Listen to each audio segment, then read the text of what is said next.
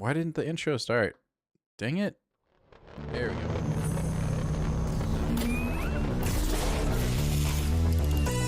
On your left. The liberation of mutant kind has begun.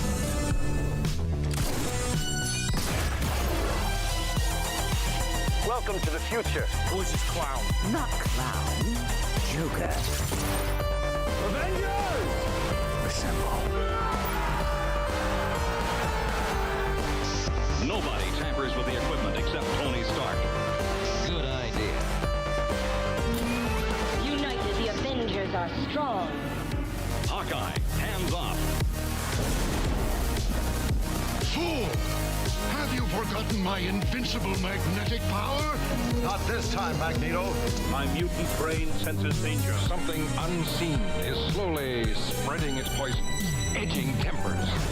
Think carefully before you do this. You filthy criminals. 5, 4, 3, 2, 1. You unlock this door with the...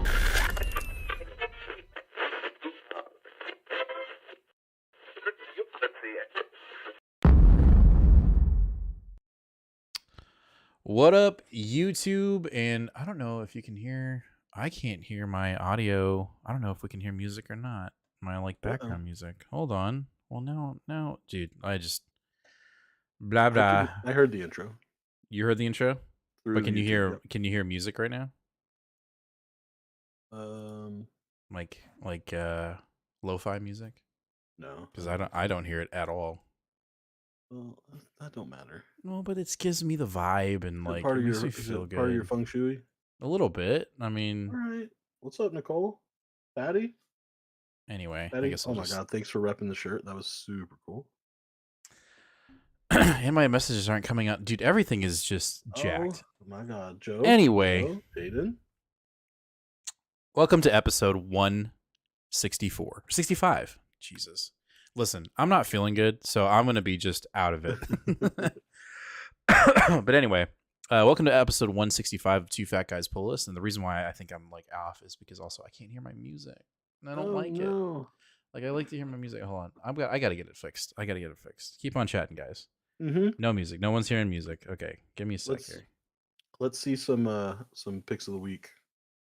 Yeah, Curious. what is everybody's picks of the week this week so we can kind of get an idea of where everybody's head's at right now. Yeah, I feel like this week was good. I think I had 4 or 5 books get 4 stars or higher. So Right. that was pretty neat. And nothing. It was under a 3. It was definitely a decent week. There we go. Much better. Okay. No, I thought this week was good. I just I can't think of anything right now off the top of my head of what my pick of the week is. Oh, I definitely Whatever know. whatever that means. I mean, I think I have an idea, but anyway, welcome to episode 165. We got to talk about our show's sponsor, which is Collected Comics and Games here in the DFW area. They have 3 locations, one in Hearst, one in Irving, and one in Fort Worth.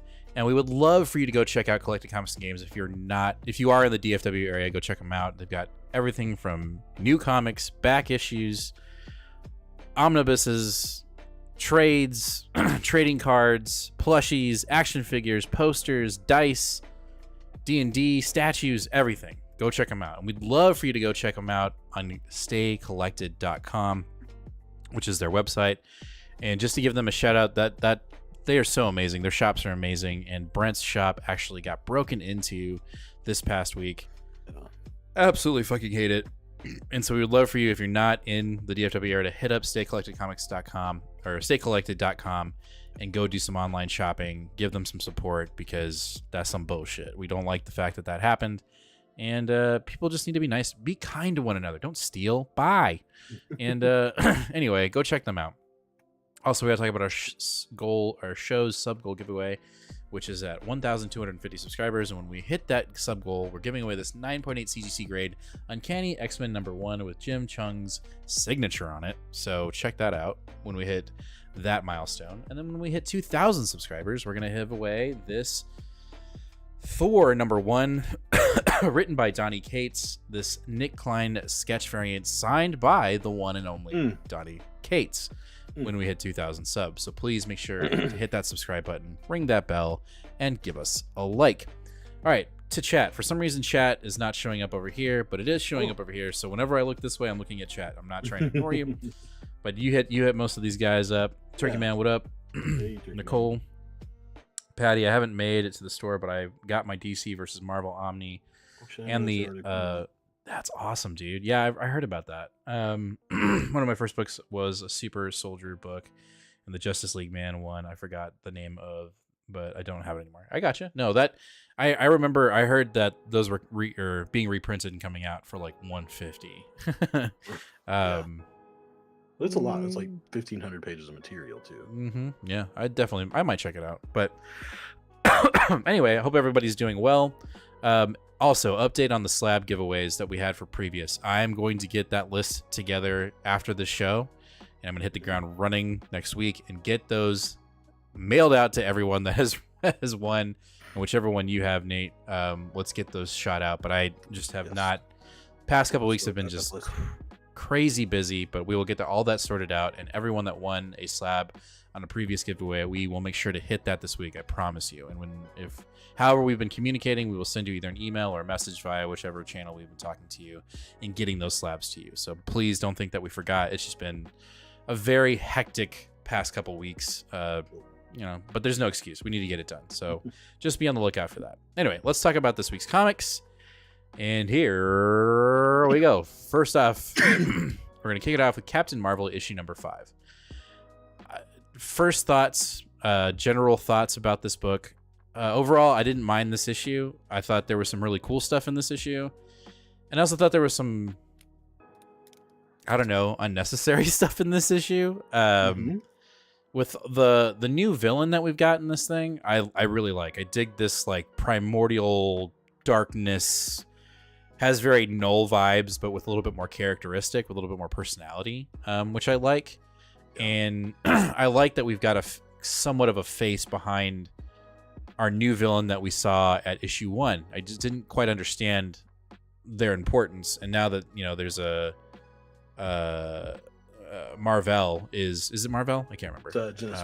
Genisvel is kind of corrupted into it now. Now we have like an entity behind the corruption, which I like. The dynamic between our two characters or two heroes, I'm not, I'm fine with it. It doesn't bother me. I felt like where this issue slowed down tremendously was when we met the family of the thief character. I maybe you feel different, but we were in this like action with Doctor Strange and Marvel, and there just being some headway on the sense of like where the story was going. And then suddenly we get transported, and I understand why we got the transportation to the family, right? Or why we went that direction. But it didn't feel like it connected. I don't know. It just felt out of place in my opinion. Yeah. I understood the jump, but to linger so long and then this like force, like, oh, Captain Marvel's part of my family now. Like, I don't care. I don't. Honestly, I don't. If there's any kind of slice of life that I want, where's Rhodey? Where's the love interest between Captain Marvel and War Machine? Like, that's what I'm looking for. Or where's Spider-Woman, or where's her sister? Like all that stuff that we had in the previous one, and now we got this whole new family. I'm just like, I don't care. But overall, the issue itself, I felt like was a plus from the previous first two, which were kind of like, I don't know quite what we're doing. We're still kind of establishing what we're doing. There was momentum in the book, but the family, I felt like, was just a very like swampy, trudging. Let's really force this establishment of this family, and like I don't care. I don't. Yeah. But other than that, it was a good issue. Patty also mentioned that he saw the Marvels the other night and said it was pretty decent. Honestly, favorite parts of the movie would be Fury having a blast. I agree. I actually loved that movie. Did you ever see it? What, Marvels? Yeah. Yeah, I just watched it actually yesterday. Oh, okay, nice. And then Joe says, "What's the disconnect with this book? Thompson made me excited to read Captain Marvel, and what Wong did with Deadpool, I figured the book would be epic. What happened?" And I think this issue might be a a good example of what happened. And I'm just going off of track records here. Like I'm not. I think it's not quite so easy to say what happened, but based on track records, I think the editing is what has gone wrong. Mm-hmm. I think Alyssa Wong has done a good job at like what she wanted to do, but I think it's been pretty choppy, and an editor should have said, "Hey, let's do this." Yeah, That's kind of what an editor's about. Like, hey, let's rearrange these parts. Like, let me give you an outside perspective. Mm-hmm. And I don't feel like that's happened here, especially because the parts in this book that are good are like classic Wong, and then the parts that are bad are just like structure. I don't know, because like I think you made a great example, right? We're in this action, all of a sudden we're in this family story, and then it's being rushed, and like, how do you feel? It's hard to have an issue like this where part of the plot feels rushed, and yet we're on book 5 and we're moving at a glacial pace. I think we're moving very slowly, and I don't know. It might be that the tone from Thompson's run was just so good that this one, I don't know. It's just, it doesn't feel right. It's off. It's just a little off. What up, Blast? I do think it's telling. This isn't necessarily for just this book, but I think it's pretty telling that a bunch of like white dude comic readers are like, "Where's the romance, man?" Like, we've got a lack of that in comics right now to a very irritating point. It's literally like Iron Man and him are the only people that are doing it, but like there for a while, like we were having Jack of Hearts in every issue. She-Hulk, we had Iron Man. And, what was her name? Patsy. Thank you, Patsy. There you go. We had Moon Knight and Hellcat, like just all these things. So yeah. I don't know. I don't know. The book's just kind of falling off for some reason. It's weird. I'm only still for sure on because the next cover has Hulk on the cover. So. Yeah. Daredevil issue number 6. All right. Obvious. This cover. Stop it. Please stop. Stop with this John Romita Jr. trash. It's not good. I'm sorry. I will die on this hill. Like, I just can't. I can't do it. And have you seen the cover for next week? I have seen the cover for next week because I pre-ordered the Aaron Cooter one. I didn't get that one. It makes me so angry because it's just like, here we go. I don't guys. know. What? We gotta do it at least once a month. Junior rant. Okay, so here's this week's, right? And it's not good. Like, his feet are too fucking big. What he's squatting in the, like, I know what he's trying to do, but it looks like he's popping a squat in the middle of the air, or Doctor Strange is levitating him while he takes a poo. Like, it's not a good cover. So we go to next week. What is this? What is this? Like, the anyway. lovers will tell you that it's the colorist, and no, it's not. Proportionally, it doesn't make sense. Did you it see just the doesn't. Aaron Cooter variant? It's just the regular variant. No, that's Mark Brooks. That one. I didn't order it, but I'm probably gonna pick that one up. Like, cause it's just I'm over it. I just can't do it. Romita Jr. is just like, finish the contract and let's go. Like, or just pay it out and don't let him do it. Cause like it's not good, guys. I'm sorry. All right, let's get back to the issue. Last, we're not there yet. No. I love this issue. I liked it. I thought it was fun. I think it reestablishes what we're doing. And if you didn't know already, we're fighting the 7 deadly sins. I'm here for it. To see Murdoch show up in his hell white, jersey, basically, was really badass. I can't remember though how it ended. He basically, he came to the realization he's got to fight the sins, and then he went and fought like some. He goes to the bar with no name, and Wolverine is inside. That's right. The goons. Right, because he kicks goons, and then he goes and finds Wolverine. Right, and Wolverine is probably possessed by anger or exactly. Whatever. He says, "Hey, bub, let's dance." Yeah, which I'm down. I think that's fucking cool. Like, if outside of the Hulk being consumed by that sin, I think it, that's not a fair fight. But at least like there's some dynamic here with Wolverine. I liked it. Overall, I loved this issue. This issue was almost my pick of the week. This was a 4.5 out of 5 stars. I think also Aaron Cooter said, "Hey, you guys know I do good work, right? And we're like, yeah, man, we know you do good. He's like, but actually, I can do a lot better. And then just like laid it all out. It's super atmospheric, and his colorist should get a lot of credit too, because like I don't know, like this panel to me, like if you're looking at the page especially, it looks like a movie still, and I'm just like, damn, all right, like that's great.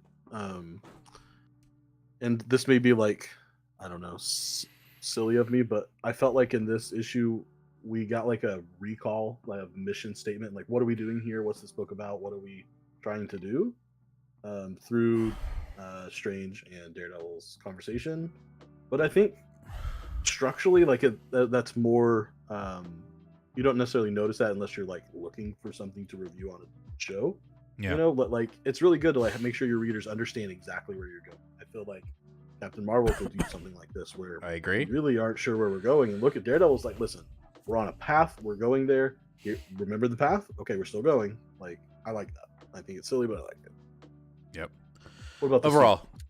Oh, the white suit was dope, dude. Yeah, and I'm right there with you. I think this was very close to being my pick of the week. Yeah, it was just fucking cool. Yeah, when he I just wonder if showed he's gonna up. keep going in that. Maybe, hopefully. I like it. Not very conspicuous, but it's fine. Right.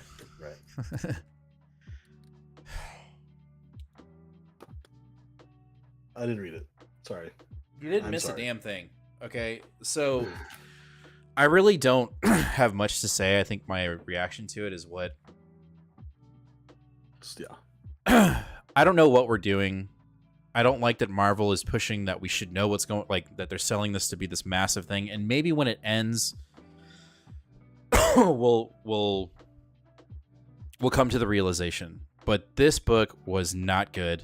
It didn't feel like we did anything, and I guess the only thing I can say is go listen to Comic Book Herald's review of this book. I think that does this book the best justice. Because I don't want to copy what he said, but I think Comic Book Herald really puts it into words the best way of a review for this book. It's just not. It's Hickman doing his own thing, and he doesn't care who reads it or doesn't. He's gonna do it. And Marvel was like, "Oh, okay. Well, then we'll just hype the shit out of it, and we'll let you." We'll just make it, we'll make it really expensive and people will buy it. And we have. But I just don't, it's not good. It is vanilla as vanilla can get. And that to me is not Jonathan Hickman. But I think that's Jonathan Hickman right now. And we'll get to, more Jonathan Hickman talk as we go, right, with Spider-Man. But Gods was just not good. Nothing. We didn't move any plot, at least not to my knowledge. I'm sure I'm probably not smart enough to understand this book. But you have all these new characters whom I don't give any shits about. And they are being touted as these really important figures. And I don't know who they are. I don't understand their importance. It has no connectivity in my mind to whatever's going on in Marvel, and it just doesn't do it for me. Is the book written well? 100%. Hickman is a master of words, right? He can write a narrative and write really well, but other than that, this book doesn't do anything for me.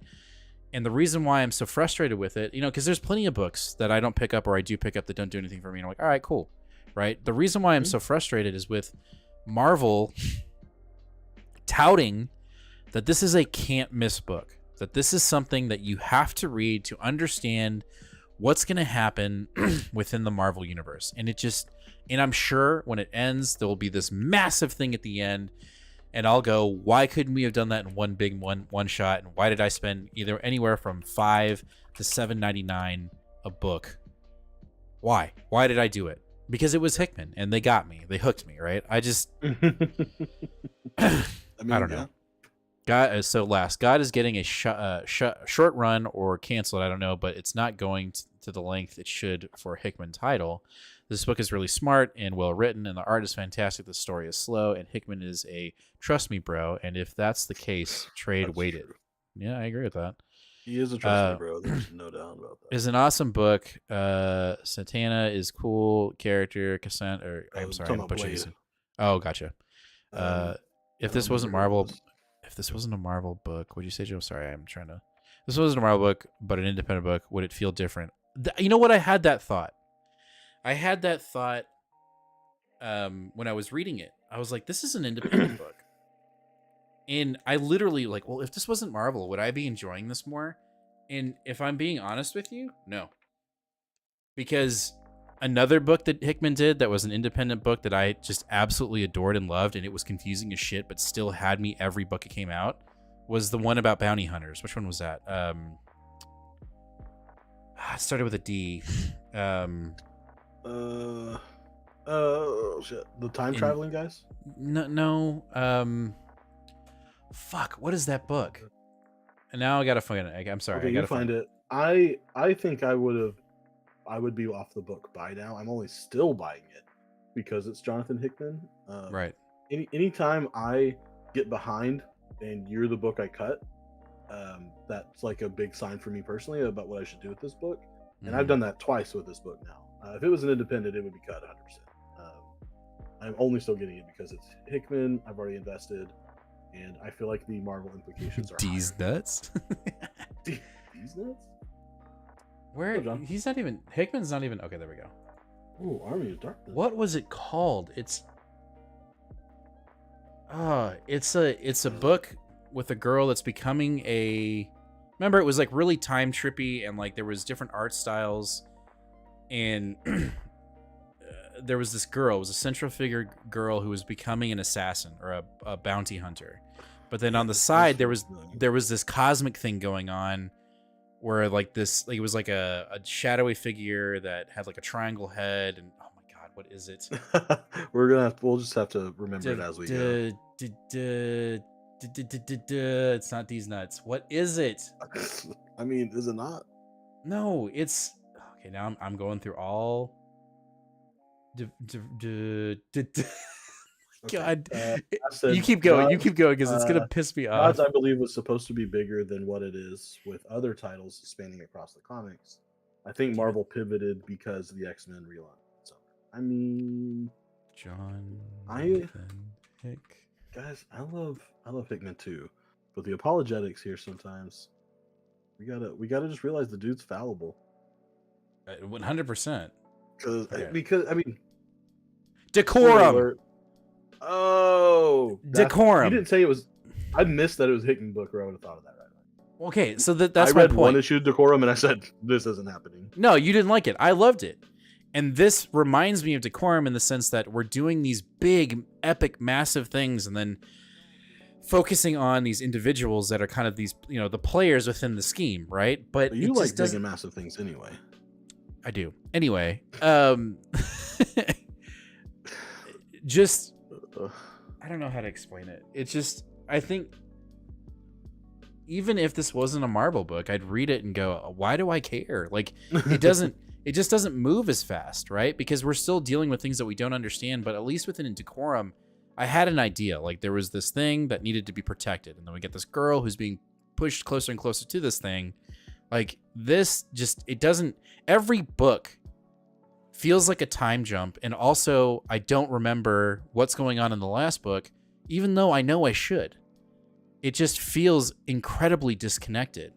Like in this book, the kid with the phone that talks to him gets captured by the Black Swans.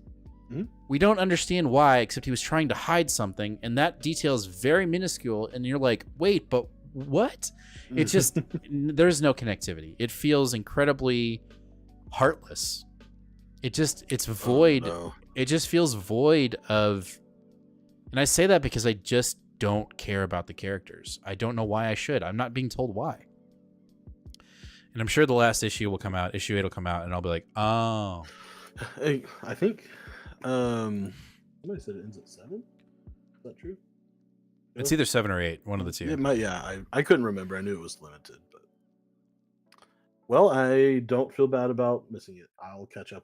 Joe, you said it right there. Scotty Young took a group of no names in Strange Academy and made an epic story, and this should be the same, 100%. So, Yeah. And John, you're absolutely correct. I am worried too. And also, before I go any further, shout out to all of our members. Yeah. Joe, John, Patty, and Holden whenever he shows up. Appreciate you guys with y'all, with your little what up badges. I love it. Love to see it. Anyway, it looks God's like it is 8 official issues. Sorry. 8. There you go. I don't know. And the problem is, the reason why I'm so frustrated is because I know I'm going to buy all 8. I'm going to do it. Like, I'm going to unfortunately do it. But yeah, it is what it is. All right. Incredible Hulk, issue number 9. What? You got a fart? What are you doing? Oh, I'm pushing the button. I was like, why are you doing that? Push the button, man. Pick of the week. This is my pick of the week. Oh, yeah. Yeah, I love this. I love this so much. And you know what? Look at this. Pick of the week, Incredible Hulk. No Nick Spencer. Or no, I've already got Nick Klein. Nick Klein. As much as like it's still like, oh come on, fill in artist, whatever. But Yeah. This fill in artist did very well at creating a great atmosphere. I mean, I've been to New Orleans and I felt like I was in New Orleans in this book. So that's cool. That's good. Also, this is silly, but also very, very important. I think this book has the greatest diss I've ever read in my whole life. When the old lady called that woman a tallow-faced trumpet or trumpet, whatever she said, like trollop. Tallow-faced trollop. She literally called her fat and greasy at the same time with one word. It's just, I don't know. I know it's silly, but that was amazing. Dude, when she got samurai'd, when she I was like, damn, son. Like, that's like, I literally, so, whenever I'm reading comics, whenever something, crazy or, massive or anything, surprising happens, I usually go, oh shit. Right. And I was sitting in bed reading, and my wife was actually asleep with our newborn, and like that happened. And I was like, oh fuck. Like I went straight to fuck because I was like, dude, was not expecting that. I just wasn't expecting that. So pretty damn epic. Yeah. And the idea of this old woman being this like, like whatever, I don't know what she is, like, loved it. This was a great book, and it would have been my pick of the week if it weren't for another book, but this was really good.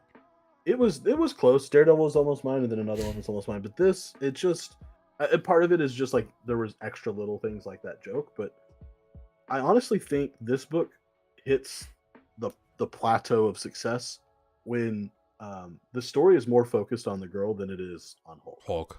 Using Hulk as a little bit of a foil for her too. Like, we don't want the book to be her book, but like the focus there is what makes it interesting. And I think because we don't exactly know where this Hulk Banner relationship is going in Johnson's run, I'm almost like, if we're not going to go there, then let's focus on her, and we did that. Also, this lady was like supposed to be like clearly evil, right? Like she's part of Mother or whatever. She's part of the whole bad stuff. But she's also being nice to the girl, and I don't think it's like solely just to trap her. I almost wonder if it's to warn her. She's being nice to her to use her as bait to get Hulk there. Oh yeah, no, that tracks. I think that definitely tracks. Yeah, I don't know. I liked it. I thought it was good. It seems like everyone's like agrees with this too. Like, and I do agree with Joe though that the plot is slow. We're 9 issues in and we're still trying to figure out Mother or the.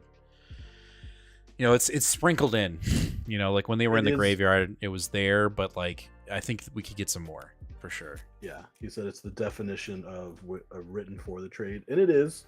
Yeah, Joe, you are the master. Okay. I agree. I don't know. And I can straight up say like, this book always gets a bonus for it being Philip Kennedy Johnson, but like, right. I don't know. I think him and Klein and even this guest artist. I hath arrived. What up? What up, Empire? That's it. That's all I got for that one. All right, cool. Let's move on. Rise of the Power of X. Stop. Just stop. Just stop. Just stop. Just stop. Hold on. Damn. Okay, dude. Okay. No, because I can hear your eye roll. Like, I literally could hear it. No, I'm not eye rolling. It's not. It's exhaustion. Yeah, exhaustion. No, I'm not even exhausted. I just don't care. Like, it's okay. Go ahead. I want you to. I genuinely love this. I genuinely liked it. I thought it was fun, and it felt like we were getting back on track to ending this thing. in a way that should be somewhat respectful, I guess, to Hoxpox. It just felt, I don't know. Did it feel rushed in certain parts? Yes, but the fact that we were still establishing lore of what we're doing out in this space above time, right? Because that's what Xavier and Doug and I think Rachel and Rasputin are doing, right? They are outside of time and space, right there with the Enigma, the version of SX who's become the Domain, right? And they're being chased. He's chasing them because the Domain is trying to stop Xavier from basically making him exist. If the Krakoan era goes away, right? If we wipe the existence of Krakoa off the timeline, then this version of Sinister, whom is now above space and time, will no longer exist. Right? So not only are we getting rid of this idea of the mutants always losing and that they've lost everything because Moira has turned into this AI bitch, we're also getting rid of this version of Sinister who has transcended even the Phalanx, right? He has become a Domain in himself, and he can just wipe them out, right? So,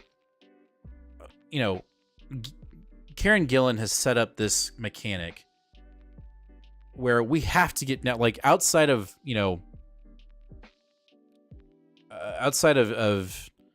Xavier saying we have to kill Krakoa because it's just a stain, right? It didn't work.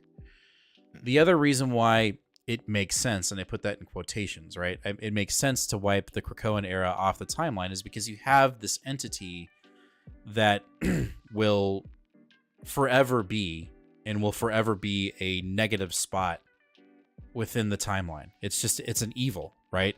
So you're killing two birds with one stone. Now, was that bird made up halfway through the journey? Yes, because Hickman left and Karen Gillan picked it up and said, all right, we need another new baddie outside of Moira. Okay, we'll do this Sinister.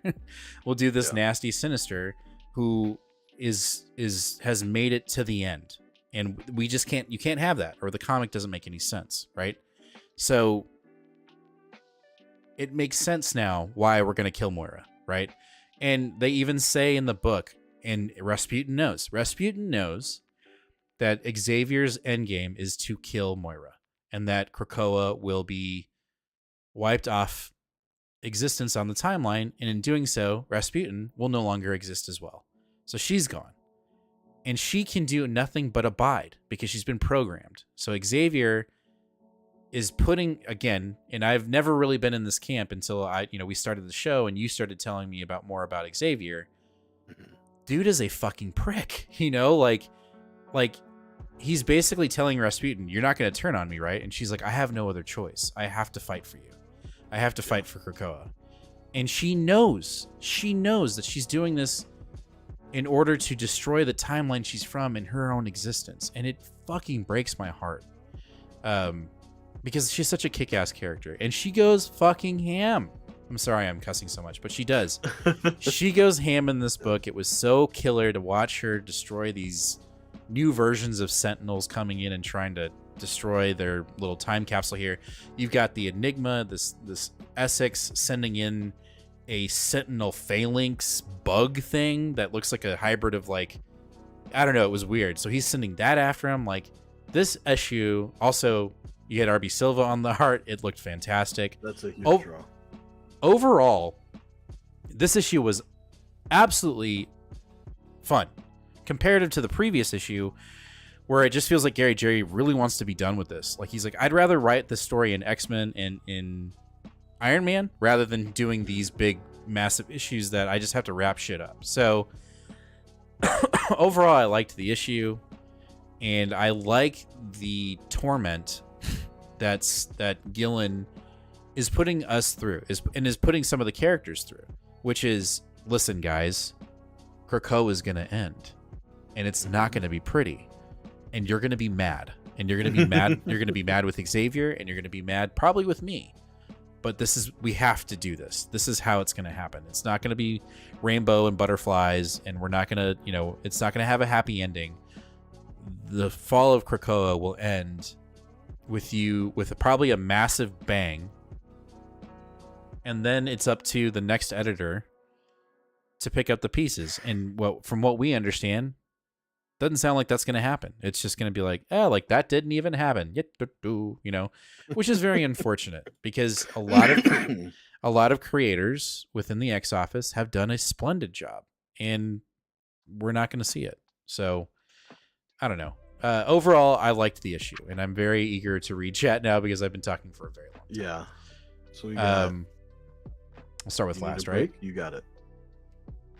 No, I'm good. Okay, go ahead. Timelines and future is what X-Men is all about.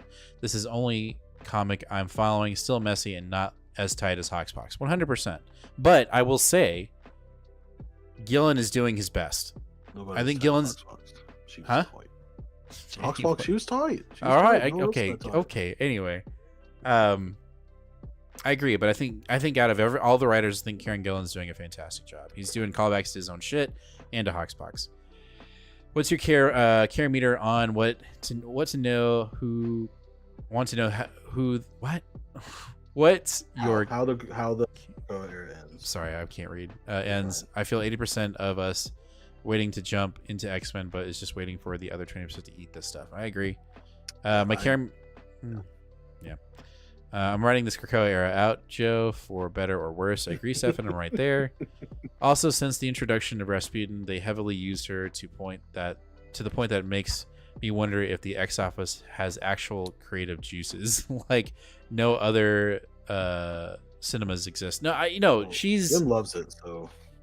I love Rasputin, but you're right. Like out of I was on Twitter the other day through our feed, and someone was like, remember, like, I wish we had gotten the 5 book. Remember when we were talking about books that were speculative? The 5, the Moira book, all these books never existed. And when I started seeing those tweets, I was like, dude, when Hickman bailed, or when Hickman was starting to bail, the X-Men line became incredibly rushed. And I think where it started was Ten of Swords. Ten of Swords started, and it was good, but it was like, one, it wasn't what we thought it was going to be, right?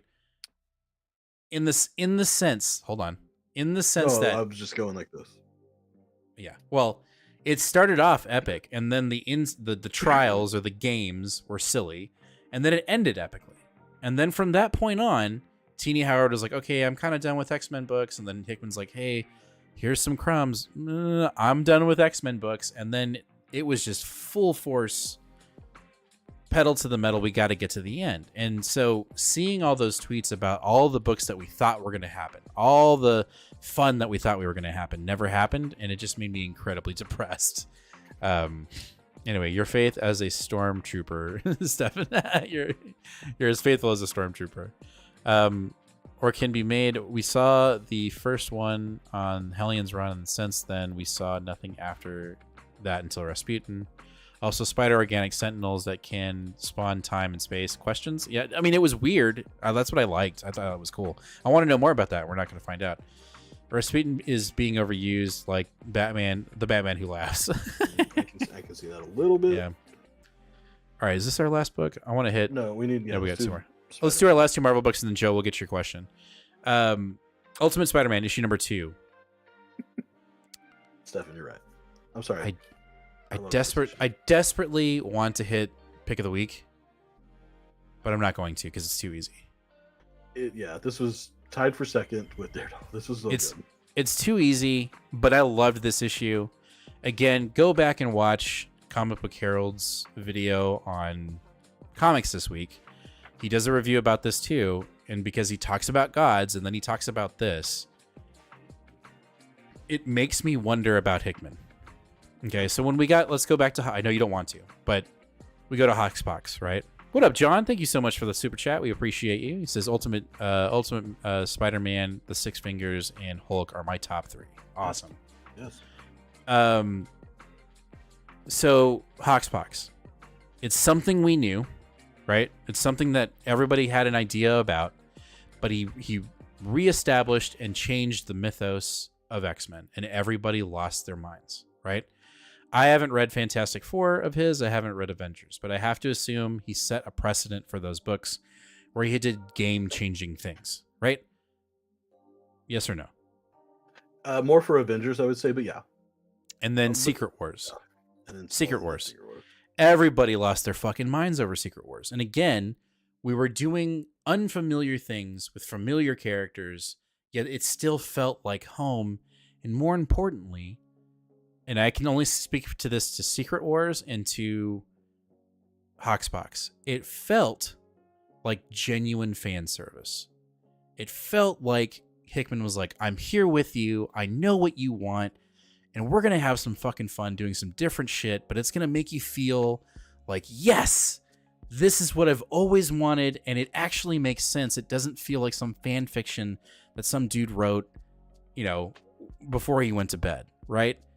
And it felt genuinely good. And I feel like, crucify me if you want, that Ultimate Spider-Man is going down the same road. And that's not a bad thing. What he's doing in this book is new, right? But at the same time, it's familiar. And it makes us as readers, whether we love these characters or not, go, fuck yeah, man, this is amazing, right? That we absolutely, like, this is so cool. Peter and MJ are married and they have kids. Uncle Ben's still alive. Jonah and Ben are starting their own newspaper and they're being kind of detective-y. That's kick-ass. Kingpin's still a fucking dick, and but he owns the paper. So like there's these familiarities, but then there's also these new things that are happening, right? And I love it. And that's why it makes me so much more frustrated with what's going on in Gods, right? In Gods, we don't have any of that. We just have a canvas with an artist just throwing paint on it and going, get it? And we're going, huh? You know what I mean? Totally, guy. And sure, when it's finished, we might go, oh, but man, it's very discouraging. But this is fucking awesome. And I love the naivety. What's the word? Naivete of Peter, right? And it's a total give, right? It makes sense. Peter's not a superhero. He never has been. And so he's learning this shit as he goes. And so is he too trusting? Hell yeah, he is. You know what I mean? And like to see him get his ass kicked twice by Shocker was awesome.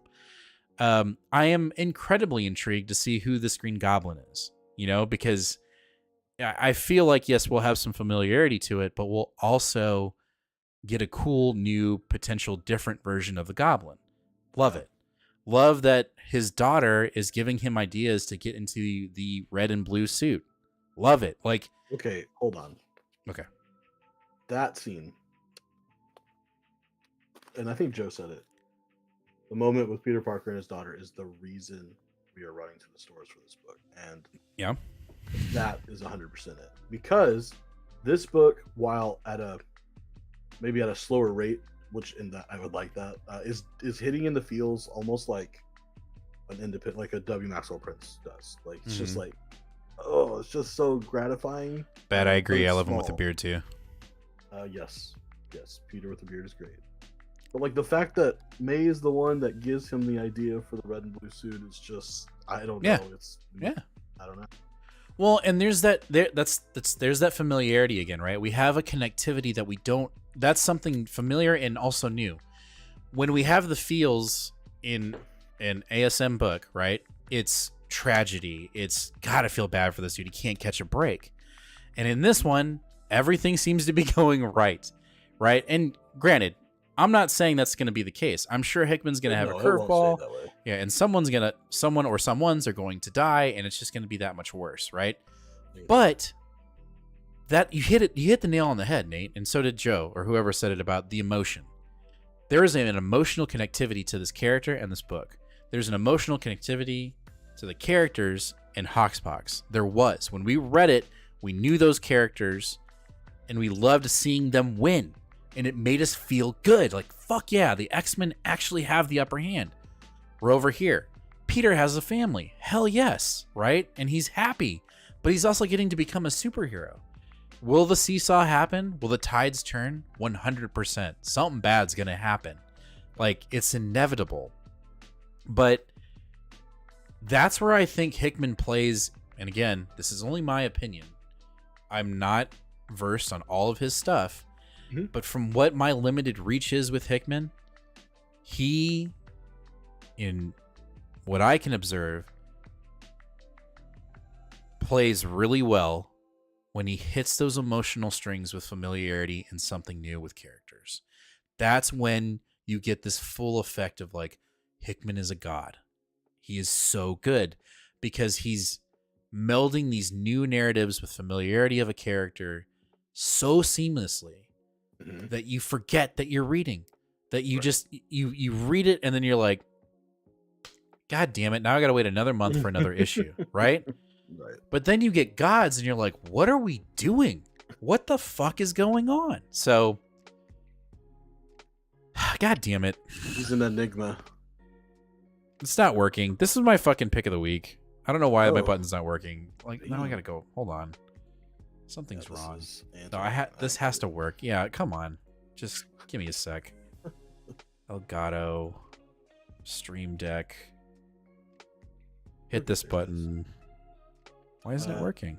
Joe, John, you guys do definitely have, you know what's up, you know the good takes.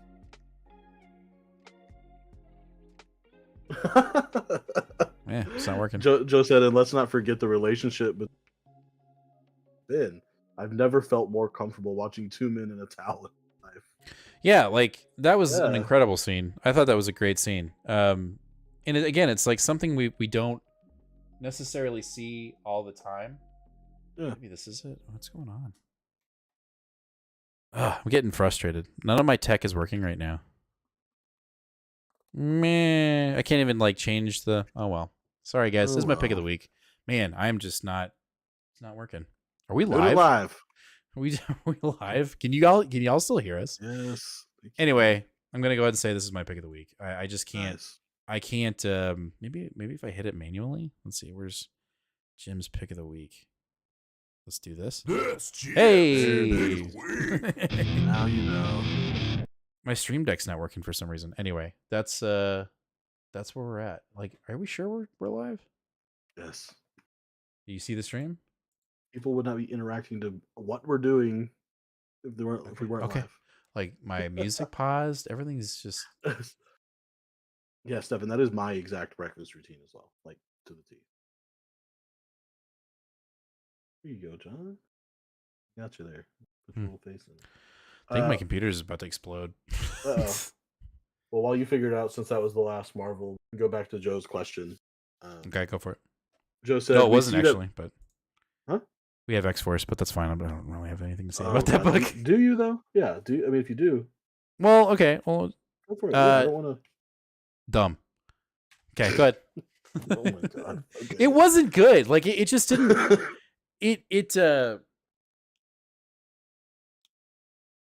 What doesn't make sense about this book is you have Wolverine in Powers of X or whatever, like on a space station, and then they're over here and like, oh no, we let loose a clone of Beast, and now like I don't know, it's not good. Like I don't want it. I want it to end.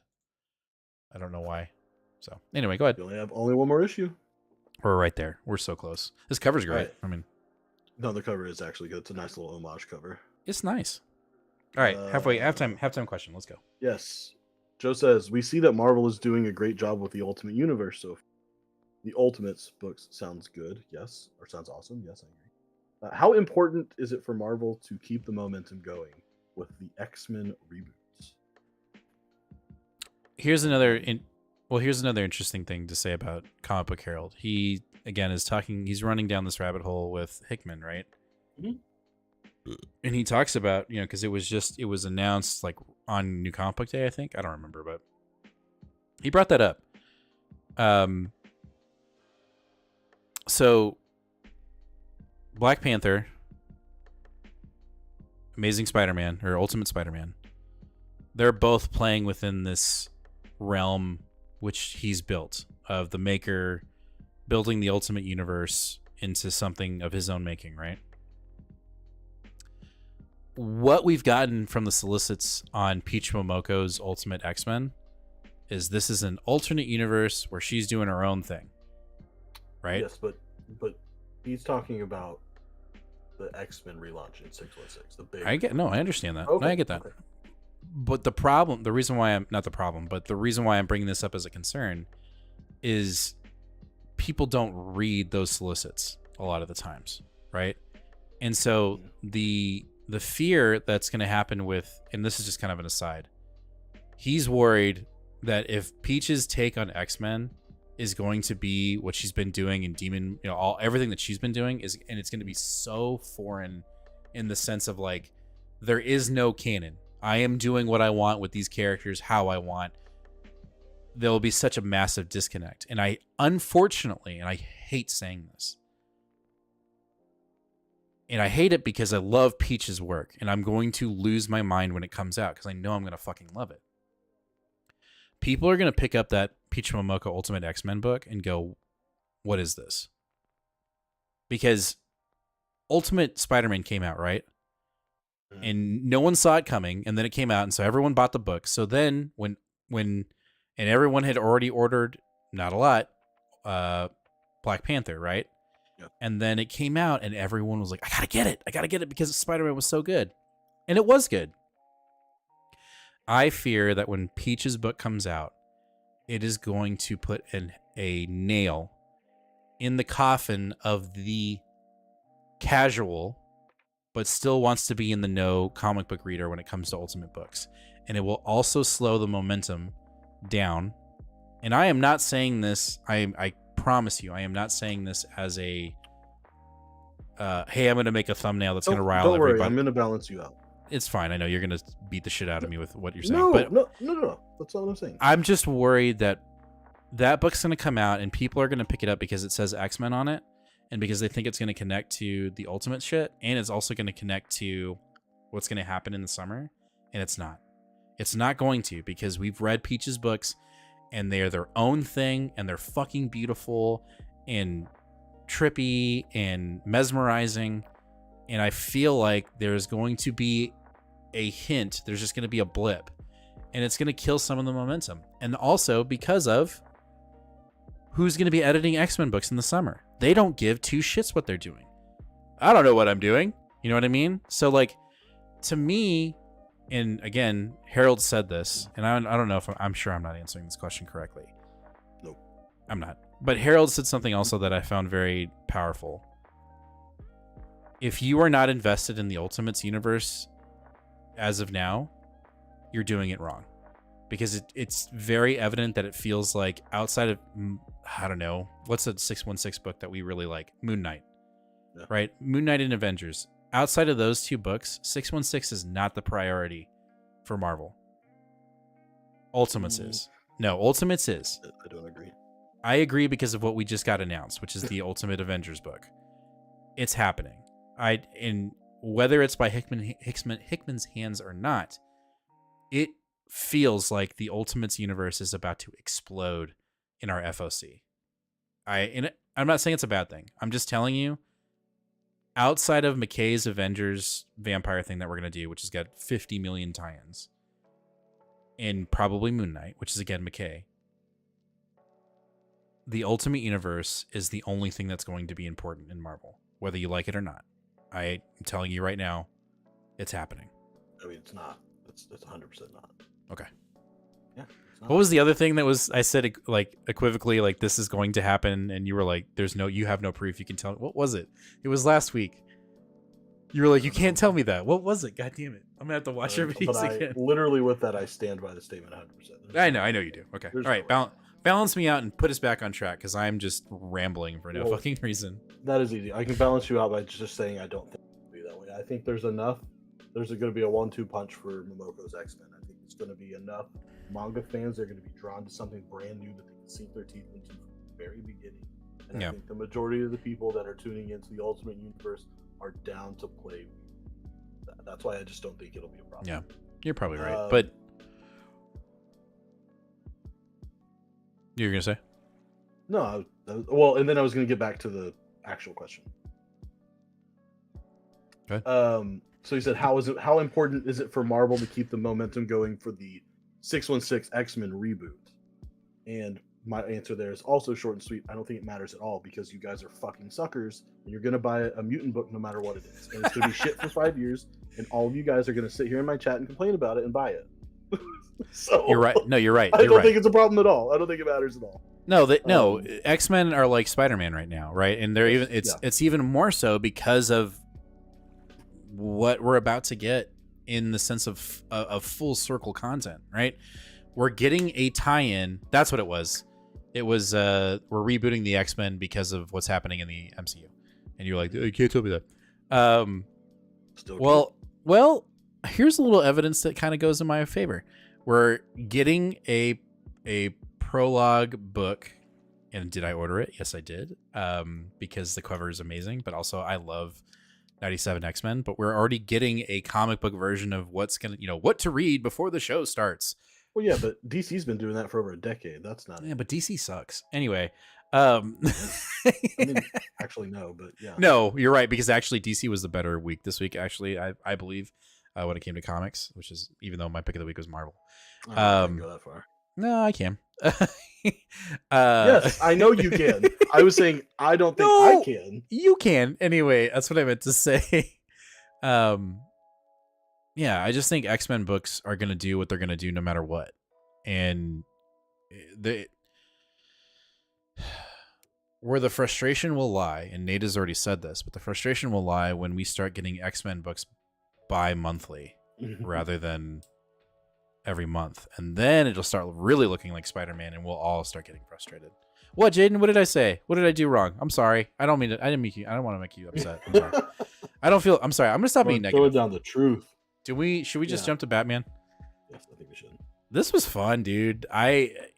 Issue 142 had me going like, then 143 was like, okay. And then this issue I was like, damn, son, this was fun. This was really fun.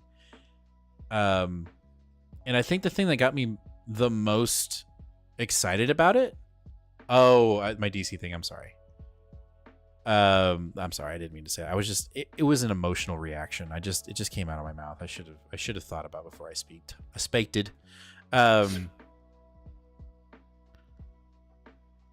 What I'm excited about is to see how Chip connects this quick 3-issue story into the continuously growing story arc that he's building right now. Does that make sense? Okay, that's what I'm excited about. Oh, yeah. Like the cover right now that we're seeing on the next issue has Failsafe in it. So like we're going back to this idea of Failsafe having the alternate personalities inside of it, and so like I'm excited for that because I didn't know how he was going to connect that to previous issues to now to the future. And I'm excited to see how he's going to do this into that, right? I don't know. Yeah. I liked it. And man, that art change was so powerful in this issue. It just, damn. Yeah, I agree. I don't think I have too much more to add, except I thoroughly enjoyed this. And I think this will be a great run that people go back to. I would say that the overall mission of this book was to create a really feel good, definitive Joker Year One story. And I would say that is missed. That was not achieved in this run. We got a really cool horror glimpse into a nasty future. We got an interesting hint at a new version of Joker's beginning in the first issue. And then in the second and third issue, we got a really badass Jim Gordon story. But at no point did I feel like we had 3 solid issues of Joker Year One. Again, okay. I think this is still a good run. I think it still fits perfectly into his overall run. I enjoyed it. I'd read it. I just think the mission statement was missed. The overall desire was missed. Joe's 2 comments. First about mutants and X-Men. I just hope they don't pump out 20 mutant books and tell us they all connect. They will. It's going to happen. And then his other one. It's sad that Chip's Batman book is being is looked over by Aaron's Off-World Batman book and Ram V's Detective Comics.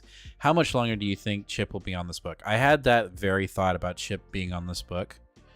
And my instinct, my first reaction to that is I can't think that way, because then I won't enjoy the book. I won't enjoy when it comes out, because I'll just be fearful that we're not going to have it. Like, he's going to be off in any minute. So, but if I were to put a timestamp on it, probably by the end of the year. I just feel like Batman's getting ready to jump somewhere. I have a sneaky suspicion that it could be like September-ish. Okay. And the only reason I think this is because I hope this isn't true, but I think DC might set a pattern with what they did last year in Night Terrors, and that's that they used that book to be the end of one book and then relaunched after the event, because then people wouldn't have been worried about the space in between because they were getting event books. And so we only know about one more Chip arc right now, the Dark Prisons arc, which ends in May. And we already know that they're doing a really, really large event this summer with Mark Waid and Dan Mora, and it's a Trinity Central book. What better time for you to end a run, tell a Batman story in a big event, and then restart a Batman with the effects of that event? I very much hope I'm wrong. No, you're probably right. It does seem likely, because he's been at it a while now. He's been at it a couple of years. It doesn't feel like it, but Chip's been doing this a while. Chip started July 22, and we know he solicited through May of 24. So he's been on here 2 years now, or will be when that happens. The Sinatira art changes were so good throughout the Joker year. What's right? 100% agree about. Like, it was so good because it made me feel so icky. Like, that Joker is creepy as fuck, man. Like, I also want to say quickly off of Joe's comment, it is sad that this book is being overlooked by Aaron's, what is it? The Off-World's Batman book? That is not better at all. But Ram V's Detective is clearly better than this book. Who would be a good fit for the replacement of Chip? I think Jason Aaron would be a good fit. His DC work right now has me wanting to not look at his name on a DC book ever again. Okay, that's overly harsh. I just would not be interested in that at all. You wouldn't be interested. That would put me. That would be a put off. I'd still read it, but would be a good Batman writer. I can tell you the dream answer who's not working right now. It's not going to happen. No, there's no fucking way. I know, but that would be. I don't say weird shit and like like. Could you think of like the pressing like the press parent, or like the daddy the issues? coverage? Oh god, yeah. Well, yeah, but I mean, could you also think of the like media hype of like Donny Cates, amnesia, brain injury, comes back to comics after 3 years on Batman? People would be into that shit. I mean, my pants media would be into that shit. Yeah. Realistically, you know who I want to see on Batman? Who's that? Kelly Thompson. I like that. Just I saying. like that a lot. Like, I know, I'm sure that it would rub a lot of people the wrong way, but I think Kelly Thompson on Batman would be fucking awesome. No, I think that would be good. Just my opinion. You know who it's gonna be? It's gonna go back to Joshua Williams. Joshua Williamson. I was about to say it's gonna be Joshua Williamson. Like, yeah, fucking ugh. What about Philip Kennedy Johnson? Sorry. He has room for another book. He lost action but didn't pick anything up. Just saying. Just saying. I would be. All right, enough of that. World's Finest, issue number 24. This was also a very close pick of the week for me, just because it felt. Oh my god! It felt like when we first started reading World's Finest. That's why it was almost the pick of the week for me. Like, oh, Kyle Starks, shut up! Stop it. Anyway, Kyle Starks would be dope. Kyle Starks would be really dope. You know who it might be? Whose book is ending around the same time? I don't. Tom Taylor.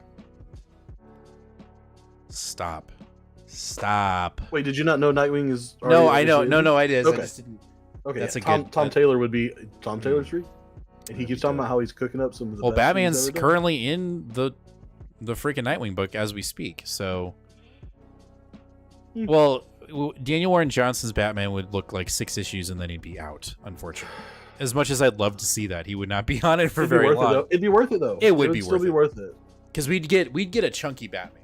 We'd get a Dark Knights or Dark Knight Batman, like just doing fucking suplexes and jumping off buildings and all that. That'd be dope. So can we just get like a mini for that? I would love that. World's Finest.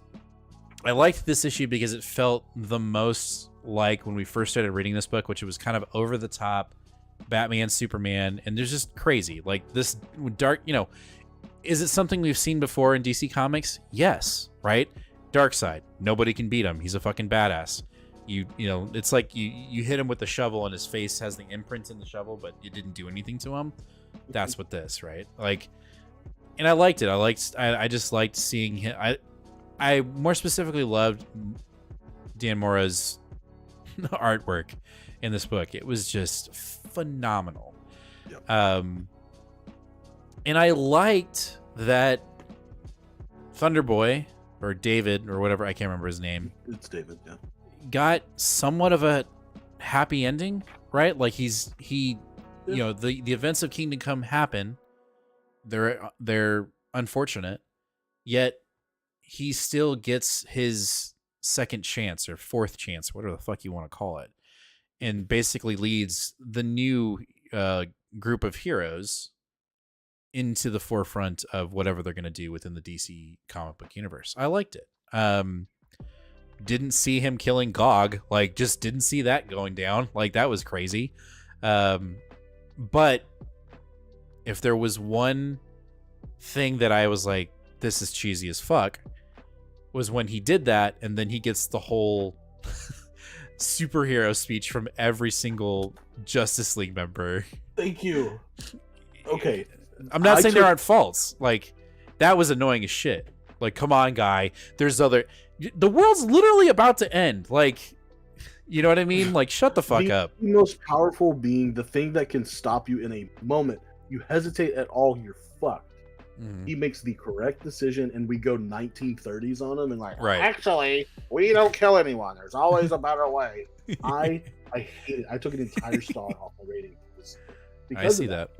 Like, it is infuriating. It is stupid. It's ignorant. It's not funny. Children aren't reading this book. Like, I don't like 10-year-olds aren't reading this book where you have to handhold them into empathy. You know what I mean? Like, right? Yeah. And it made me so mad. It made me so mad. Also, Jaden. Yeah, this cover is goofy because there ain't no way Bruce is holding back Superman. Yeah. Well, I think I got if there was any excuse for what I have said, it's because Dan Mora's art was just so fantastic in this book. No, it is god tier. I mean, it's right there with Jimenez. Like, it's so good. So I agree. All right, yes, he'd be great on Deadpool. Who? What? Oh, I see what you're saying. Kyle Stark's on. Oh yeah. All right, War Journal. Man, this is a long ass show. I know. It's so long. I mean, it's Philip Kennedy Johnson. It's great. I really enjoyed this. We got a lot of action here and a lot of like good, like, I don't know, really hardcore big action. But the big thing of this story is well, Joe says DC books are for kids, guys. Marvel's for bros. Got it.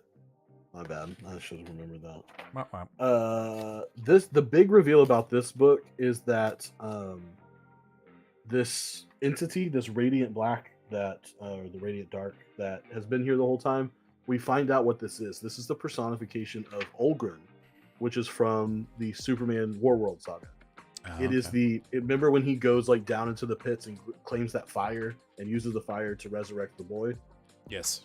That whole essence, it's like, if you're good and worthy, you'll get the power of Olgren, which is what happened to Osura. But if you're bad, you'll summon Osul back to life. I see. And he's like the entity that's supposed to end the world. Well, this person did that, and now Olgren's out and fucking everything up. Gotcha. And so this was basically Philip Kennedy Johnson's way of saying, hey, I'm still telling that story. I don't care if I have to use it different. Here we go. And I think that's fun. I think it's a lot of fun. Okay. Yeah, it was good. Really good plot movement, really good art, and I feel like the stakes are kind of high. Like one of our lanterns that was not going to die does die, and then he's one of the future guys. So, and then the construct of his sister still taking care of his mother is I like that inclusion as well. Okay. Literally, Jon Stewart right now, his willpower is so strong, he's creating a persistently living human being to take care of his mother. Like, that's why. Interesting. All right, hold on. I just need to prepare myself for this. We're not there yet. Okay. Good. We're moving on. That's it. That's all that book. Nightwing. Nightwing. You tell me. I'm not. I want to. Oh, I. Because who said? I think it was Empire who said this was his pick of the week. Yeah, it was Empire that said that. I loved this issue. I thought it was really good. I'm a sucker for the dad stuff and the parallels there, so that is the big reason why I liked this. I found it compelling in the sense that like Nightwing's like, oh man, really good. I feel like I'm gonna take this kid under my wing. And like, you know, Batman's like, oh, I think I scared him, and this is showing like Nightwing has his place. He has his own appeal, his own thing. Batman's the old guy. The kid's like Nightwing now. I don't know. I liked all that. He was able to help the kid, and then of course, his uncle being involved in the whole Heartless mess was a twist. Was it for some reason I was not expecting. Was it Heartless though, or was it? We're being misdirected? The Heartless mess. The killer wasn't Heartless, but correct. This is still the whole mess of Heartless. What's our last issue of Nightwing? We don't know yet. Like 118, I think. It hasn't been solicited yet. So my question to you, outside of, I agree with you. This Nightwing showing his growth and really, you know, hitting on the emotional and relationship aspect of it. I love that. I did. My question to you is, do you believe we will get a conclusion to Heartless? Yes. You do? Yeah, I do. I don't know if it'll be satisfying. I doubt it will be very satisfying. I think. Well, that'll be that's my second question is, will it be satisfying? No, probably not. So why do you believe? And I think I know the answer to this, but I want to know your thoughts. Why do you think we strayed so far with the Heartless storyline? Man, I have no idea. I think honestly though, no. I think he got caught up in the Titans and Beast world of it. I'd agree. I would, because Titans started a while ago, and I think we're on a really good pace. We did Heartless. He was kind of okay. Now we're gonna do some bad stories, and then went back to Heartless again, and then we got the little fill-ins with like Nightmite or Nightwing or whatever it was, the little thing, and yeah, it was fine. And there was like a couple issues that were just like kind of cutesy and not very plot forward, and what we expected to be okay, now we're really going to get Heartless ended up being Titan stories, and after the Titan stories we were expecting Heartless, but they were Beast World stories. Then now here we are. I honestly think, and again, I love this issue, right, but I think there are a few of us that have rose-colored glasses with this book. We loved how it started, and we've been giving it hall passes for a year. Oh. Yeah. I'm right there with you. I think there are elements of the book that are amazing, but as for consistency, I just don't see it. I just don't. It's frustrating, right? Because like other Tom Taylor books we're reading, we love, and I love Nightwing. I think Nightwing's great, but ever since we dropped off Blockbuster dying, and we were kind of like, oh, here's his daughter, and oh, here's this other mobster who's trying to take over. It's gone away. The consistency of this has gone away. We were doing Pirates. We did, like you said, the little fairy version of him. I did forget the Pirates. Yeah. Yeah, like, and it's just, why though? Like, I don't understand what we're doing. Because I thought we had a good, you know, we're saving Bellevue. And Joe, thank you so much for the super chat. We love your support. We love, you know, you don't have to do that, but we appreciate it. We love being here every week for you guys and just nerding out about comics. But we do thank you very much for that super chat. I just don't understand it. Is it like you said? I'm sure it's because of Titans. I'm sure it's because of the Beast World event. I'm sure it's because of he's getting ready to write Dark Knights or not Dark Knights. No, Dark Knights. Yeah, the Dark Knights of Steel. Like, I'm sure he's getting ready to do the second volume of that, which I love. But Nightwing, I feel like, is the book that suffered the most because the consistency for this thing and the story that we were building, like, Heartless does not exist. And I think the most frustrating thing for me about this issue, the only frustrating thing about this issue for me, was the glimmer of hope that Heartless was back. And then detective work, it's not him. It's either a copycat or someone trying to put the intention over here so that we can go do something over there, right? And that really kind of frustrates me. So I'm not trying to be a negative Nancy on the book, but I agree with that comment. Like, we're all wearing kind of rose-colored glasses on the book at this moment, but we still need to remember, like, this book's trajectory has plummeted in the sense of storyline. Like, we don't know what's going on. Empire, hey, something good like John stories and stuff. Hey guys, who would you like to take over Nightwing after Tom Taylor? I already know the best answer. Go for it. I would really like Becky Cloonan. I love what she did with Batgirls, and the atmosphere that she got, I think, would be a great successor to Tom Taylor's atmosphere of it all, because it's more playful than anything, and I think she did that perfectly with Batgirls.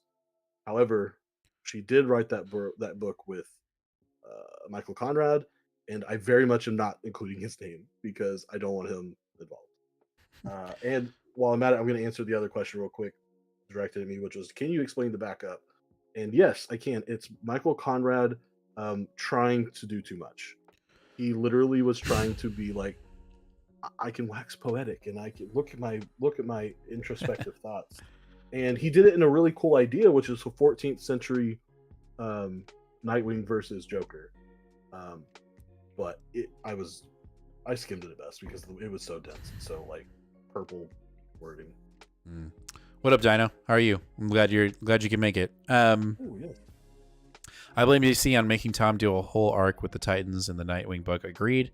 Joe, what I want from Nightwing is in this run, the charming character development, romantic moments between Babs and Dick, cutscenes with Batwig, and finishing this damn Heartless story. 100%. More slice of life, less pirates. Like, I just didn't. That's so dumb. Why did we not think of this? You just said the answer was slice of life of who should write Nightwing after this. Rainbow Rowell. I have to say no. Well, here's not that you're not wrong. I agree with you. You hate the writer. That's no. insane. She's staying on She-Hulk. She's not going anywhere. Do you understand? She could write more than one book. I don't know. No, I want She's her. a novel writer. I want all of her attention on She-Hulk. God damn it! I actually think Becky Cloonan is still a better choice. But I agree, Rainbow would be dope on this book. But stop it! Don't put that out in the universe because I'm just gonna be off. Right. And then, more dog. More. All right. More dog is the lead. Yeah, I agree. Totally agree. Yeah. Superman. Yo. Triggered. Bad? I felt a lot of emotions in this book. Well, let's talk about the positives. Our Belladon, our artwork. Yo, I mean, there's Belladon, I was so excited to see Belladon. If there was ever a good substitute for Campbell, this was it. I mean, dude, this artwork in this issue was fantastic. I loved it. It felt so good. It felt like issue 1. Like it had those same tones. I'm not gonna say it felt 100% that, but if you look at the cover and then you look inside, it felt very similar, and that is what I like. Yes, and it also, by the way, made me long for X Factor again. 100%. Like 100%. Okay, go ahead, and I want to hear your thoughts, because I really didn't have any issues with the book. I thought it was fun. It reminded me of the first 5 issues that we had, where we had a consistent story and we had these new villains kind of doing this thing. And I liked, I felt like we kind of went around a little round full circle. I liked this introduction of synthetic kryptonite and it being this kind of ultimate tool that can really manipulate Superman and other like humans. And I think I know where your gripe is at, but I want to hear what you have to say. But overall, I liked the issue. If there was any frustration for me, is that we're about to jump into this completely different storyline with Brainiac, which is like, why? Stick with this. Complete non sequitur to what we're doing here. Stick with this. This is really cool. Like the sins of Luthor and like just how he's got to deal with it. Yes. So I only had 2 complaints. My first complaint is a structure. If you're going to time jump my ass, you better make it apparent. Joe, don't you put that juju out here. Are you serious? You serious right now? I don't think it's the same artist. It is Tom, but I don't think it's the same artist.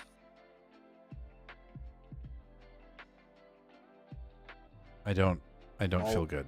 I will probably still pick it up regardless. Probably, yeah. But that stinks. All right, go ahead. Sorry. Just like a basic editing, comic book making structure. Like if you're going to tell a story in this timeline and then you're going to go back to this timeline and then come back, you need to let me know. And when you do, you need to make it apparent. You don't need to make it a blended panel in the middle of the page, and it's like 1/8 the size of the page. Like to me, this is like comic book 101. Right. I mean, make it apparent. This is the area I'm talking about. We go from one timeline here, and it switches, right here. Like, and it just says, "Oh, back to now." No. This is 2024. We don't do that. And it's just irritating me because Williamson has been sloppy enough lately. We don't need the editing team to be sloppy too. Okay. And the other thing is I know this is the sins of Luthor, but like I'm tired of it. Like, is he a good guy or bad guy? I figured that's what it was. I don't want to keep going back and forth. Back and forth. Yes, I know he used to be a bad guy. Yes, I know we're pretending like he's a good guy again now. Fucking pick one. However, I really did enjoy the structure of the plot here. The way that they broke out, the way that this team has been making Superman. I found interesting the whole relationship between his daughter and his Luthor's daughter and mother is. What is that? It's the variant cover for this week, and John was like, "You should drop that cover on the screen right now." That was quite startling. Spicy. And I think everything played doubly well with the art, and so it was just a very appealing. Besides that mistake, very well flowing book. And it made me want to read. It made me want the next issue, which this book hasn't done in a few issues, probably since like issue 5. So I love this 1 in 50, by the way. Yeah, that's dope. That's good. All right. Yeah, I know. I see what you're saying. I just think I know you're not sticking around for Brainiac, but I'm definitely gonna check. I'm gonna check it out. I'm just gonna check it out. I haven't decided yet. I'm gonna check it out. Joe slams the hammer on devastating news again and says Tom Taylor won't be in this book. Robbie announced that on his weekly roundup, so he will not be on Tom Taylor. He won't be on Dark Knights. I'm gonna need to see it for more. No, because Tom Taylor was talking about it. He may be talking about it, but it doesn't sound like he's gonna be on. I mean, look, I'm not gonna. He's a mod guy. Like, he's not gonna lie to us. Like, I'm not saying Joe is lying. You just said you don't like Joe. You literally like Joe. Don't be a member anymore. I hate you. Like, that's like he's like, take your $2 back. Why are you even here? That's literally what you just said. You should. This is still on. Well, let me look. This book, and I'm gonna sound like such a uneducated ape. This book was incredibly enjoyable when I didn't read the thick purple dialogue of the narrator. I read the first page and I said, I am not going to read these little blurbs anymore. And I just read. I did. I literally did it. I didn't read it. I'm look at these badass pictures. That is it. Well, no, I read any dialogue between characters and I looked at the pictures. That's what I did. Yeah. And this issue was way more enjoyable than reading Tom King just like going on a philosophical journey about how Wonder Woman is just no match, and like, like, don't, come on, you know what I mean? Like, I don't know.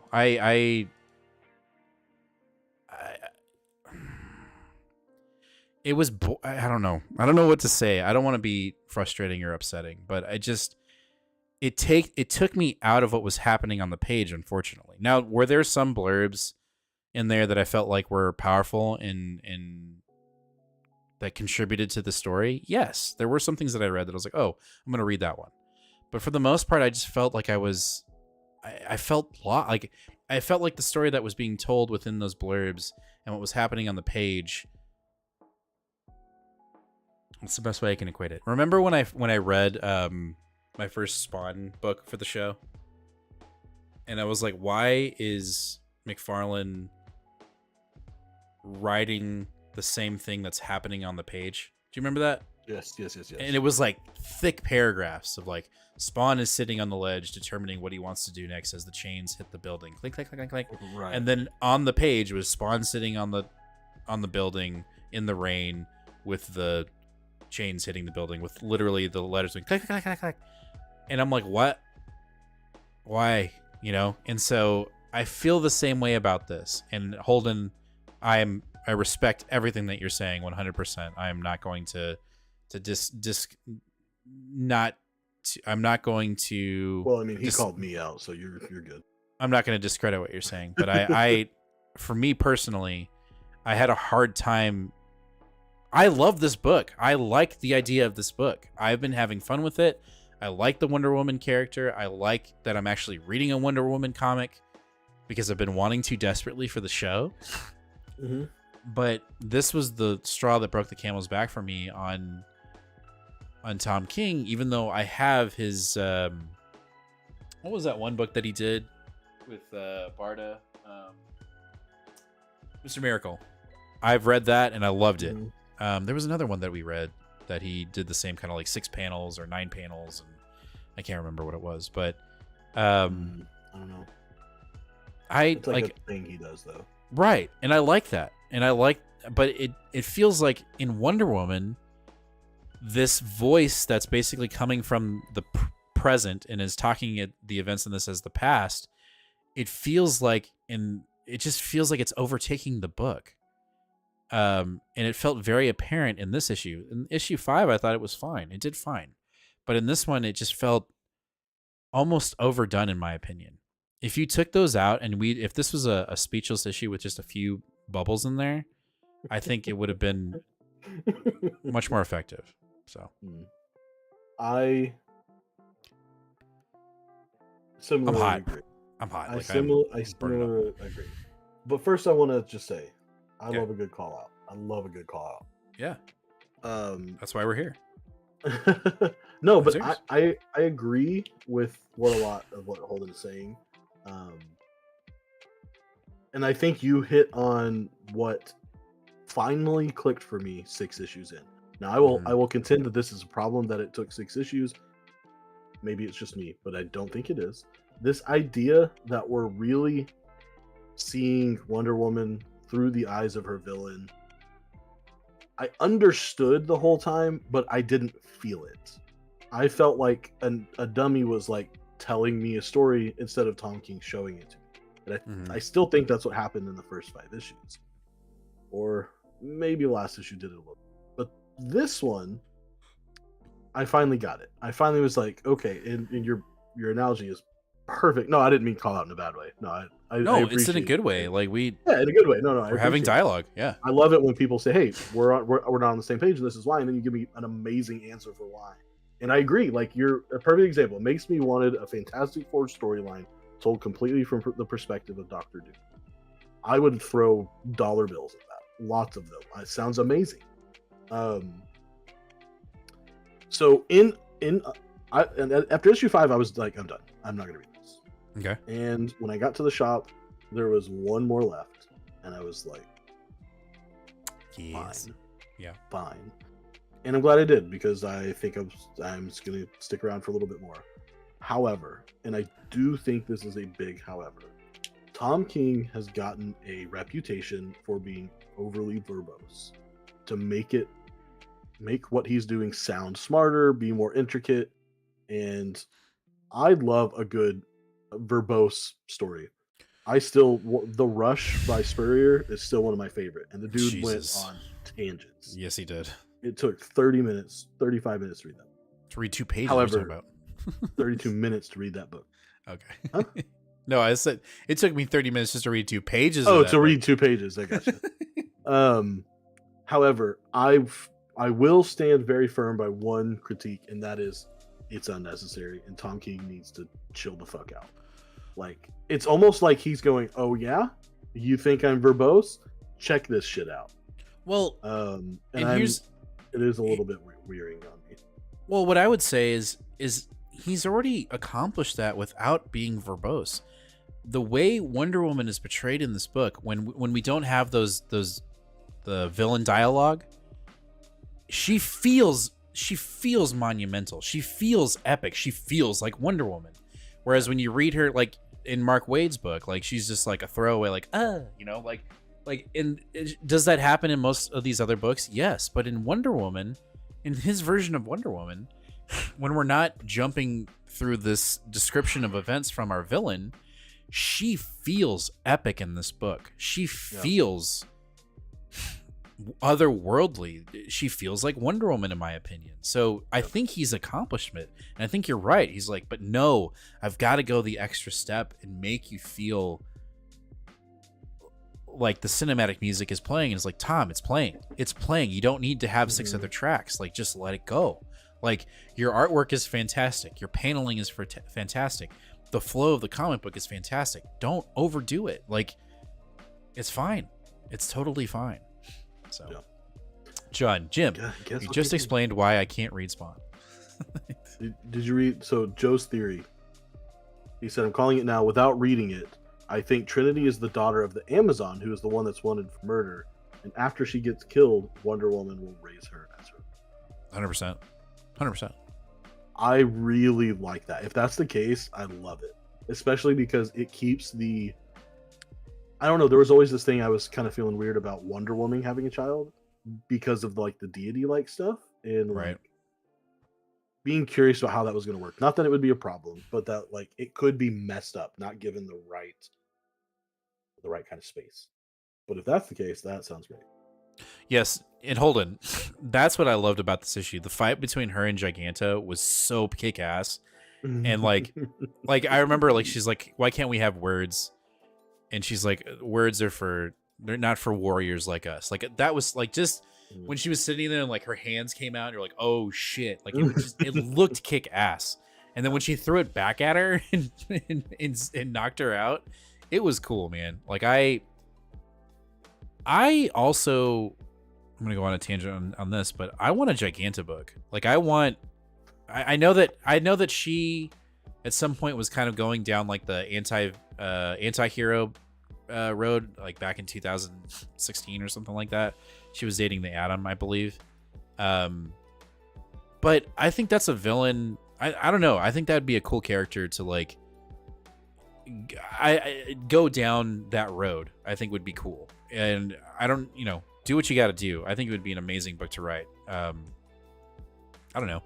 I'd have fun with it. But anyway, Wonder Woman, I thought I enjoyed Wonder Woman, but I enjoyed it even more when I stopped reading the purple dialogues of the villain. Like it just was too thick.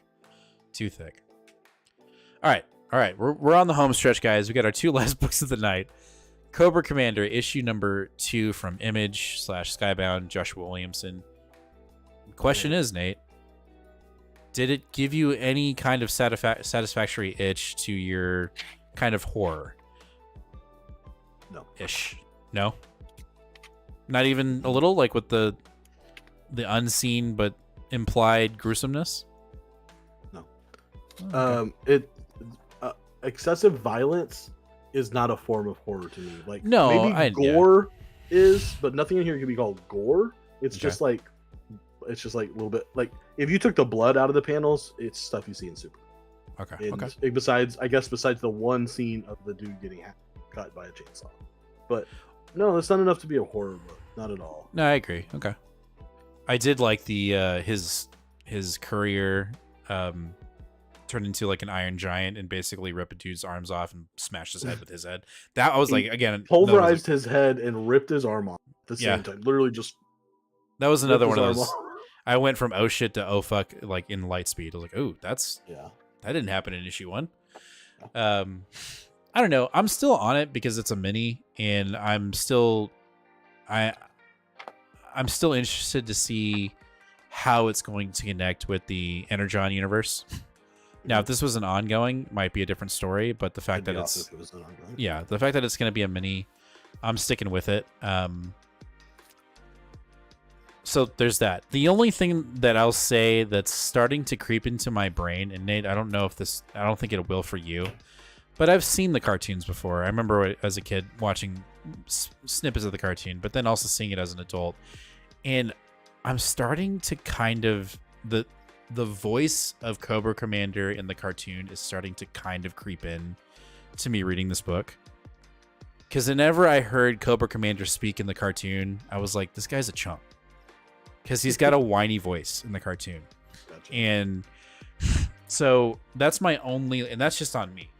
It's like when I read the book and I hear his dialogue, he sounds so smart, but then I just hear the 1980s voice of Cobra Commander, and it's like almost like Starscream, but whinier. Like it's just, it's kind of weird. So, but other than that, I thought it was fine. Joe, I like Cobra Commander, but it's a false advertising book. It's not a horror nor technologically based. It's a fun story that is nothing special. I would agree with that assessment. I believe he did. Have a Shutter the first Stutter. wait Shutter? Oh, Stutter, yeah. Stutter. Yeah. Well, yeah, he's got the snake thing. So, yeah. All right, our last book of the night, The Six Fingers. Oof. Right off the bat, I almost didn't pick this book up, but I ended up picking it up. And what saved it for me was when I picked it up and I looked at the artwork inside. Yeah, I was very impressed with the artwork. I thought it was great. And then actually reading the story, I had a silly goose fun time with it. I had a very time with it because there were very nasty things in the book that, again, just seeing his victim on the floor like in a blob of flesh is really gross. Yeah. And then seeing this artist with this Christmas tree of arms was very nasty, especially when, like, it's the last book you read, then you go straight to bed. Not the best book to read after going straight to bed. But Nate, I'd be very interested to see your perspective of the book, because I'm just being honest.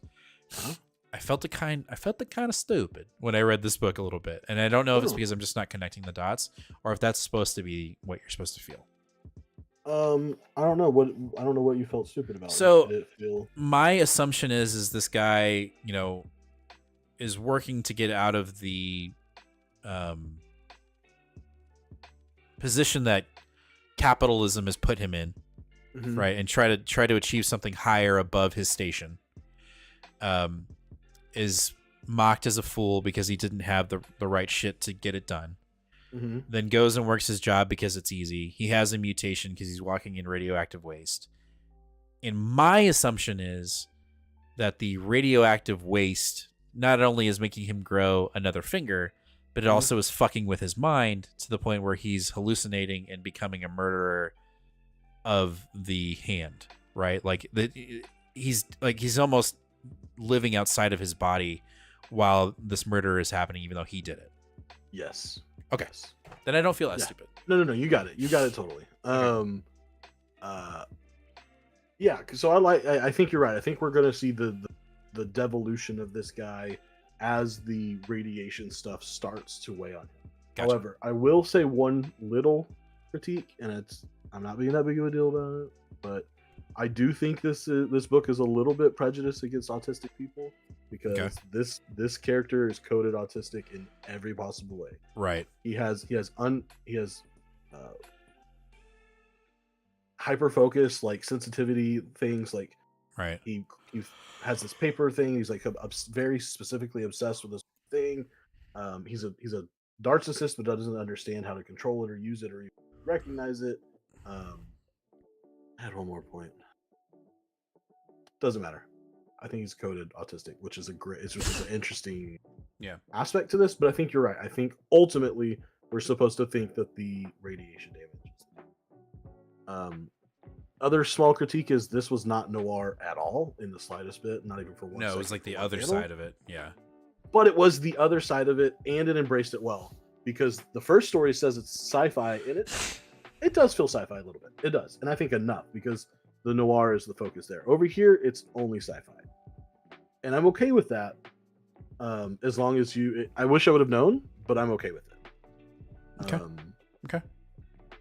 The other thing is, regardless of whether he's autistic or it's radiation, I love a good, fucked up, flawed main character.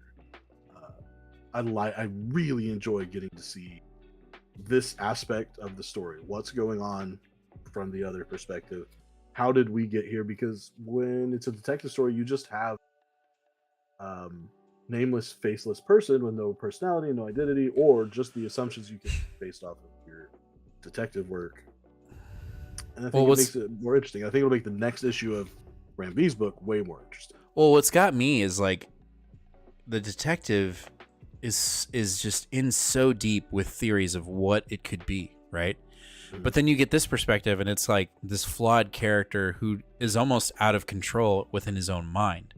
So like whatever assumption you were building of who this character was that was committing this murder, this mastermind, this person that was so diabolical and so disgusting, and then you cut to this book and it's like, no, this guy's just fucked up, and like he's just there's something wrong, like physically and mentally. Like there's just this world is devolving in front of him, and he's seeing it as he's doing it, but he's it's an out of body experience. So when you came in, I think what's beautiful about this is you came in with that perspective of Ram, right? And of the detective's idea of what this killer is and who he is and what they're capable of. Mm-hmm. And then you read this and it's like, nope, like he's way off. Mm-hmm. Whereas, and we're seeing the perspective of what it is. So to see where these two books are going to converge, and when you're going to see, Ram's character have this aha moment of, oh, this is not at all how I was painting the picture, or maybe within this other book, it evolves into that. And so it works when it does, but I don't know, like and I'm just coming up with this as we speak. I didn't have this thought when I was reading, but as I hear you speak, this whole idea is just awesome. It's just really cool. Anyway, I think it's great. Let's see here. John, Six Fingers was great. I was totally engrossed, but I'm a weirdo. No. Speaking of Independence, Nate, are you still reading The Tenement? So I'm not. I started Bone Orchard in trade and have the first two, so I just decided to go keep the trade we're a consistent bookshelf. So I'm reading Tenement once it's. And then he said Ed Brubaker and Sean Phillips' book was announced. Order now. When I hear about what is that? They're the ones we talked about this before, but it's like they did Criminal and they did Where the Body Was, and they did that one. It's like they do one shots, like it's just like boom. That's one right. shot. That's right. Fully hardcover, fully done, 200 pages. Boom. Here you go. Somebody else said something. Wanting for a trade. I hope they add Ram and Waiters in one big book for a collection. If they did a hardcover, that'd be sick. I think if this book stays as successful as we think it will be, and as the sales have seen for at least the first issue of the first book, I think we probably will, but I don't think you're going to see it at first. I think you're going to see independent trades, and then like a year later, you'll see a big collection. One big collection. I don't know. That'd be dope. All right, guys, we did it. We made it through our massive beefy week of February 21st. Appreciate every single one of you that's watching this live and is watching this as a past episode. To all of our members, thank you so much for the support and for all the super chats we got tonight. Thank you for those super chats. We much appreciate it, even though you don't have to do that, but we do appreciate it. Catch us this Tuesday for New Comic Book Day, where we'll be talking about a quite smaller pool, but an effective pool. I think there are some cool books next week, so be on the lookout for New Comic Book Day for February 27th, right? The last day of the month. 28th. But yeah, it should be good. If I'm being honest with you, I'm really excited about next week because we get She-Hulk, and I bought all the covers anyway. But that's for another time. And then, as always, you will catch us live again next Sunday, where we'll talk about all those books and more. And there was something I was going to ask you before we came off, but I don't remember. There was something that was like, "Did you do this?" But I'm sure it'll come back to me. Are y'all watching Avatar: The Last Airbender show on Netflix? No, but I kind of want to watch it. Nope. But anyway, thank you guys. Thank you for the support, and we'll catch you guys in the next one. So, as always, fam, be kind to one another and read more comics. We will catch you guys on the next one. Yes, please hit the like button, please. We'll see you guys in a bit. Later. Hey, y'all have a good night.